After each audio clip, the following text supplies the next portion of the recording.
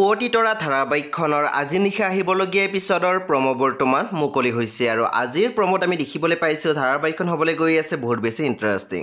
বলকচোন চাওঁ আজিৰ প্ৰমোত কি দেখিবলৈ পাইছোঁ।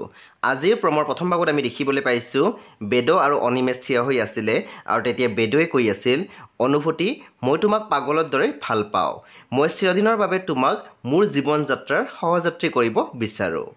তাৰপিছতে প্ৰমোদ দেখিবলৈ পাইছোঁ বেদৰ দেউতাকে প্ৰিয়মক কৈ আছিল, ঐ ছোৱালী তোক আমাৰ ঘৰৰ বোৱাৰী কৰি নিম বুলি ভাবিছোঁ, তোৰ কিবা ক'ব লগা আছে নেকি নে আপত্তি আছে? তাৰপিছতে প্ৰমোদ দেখিবলৈ পাইছোঁ জোনালীয়ে জীওক কৈ আছিল, মই তোমাক সিহঁতৰ লগত মিলা মিছা নকৰিবলৈ কৈছিলোঁ নহয়, নকৰিবা আৰু এই বিষয়ে মোক প্ৰশ্ন কৰিও নাথাকিবা।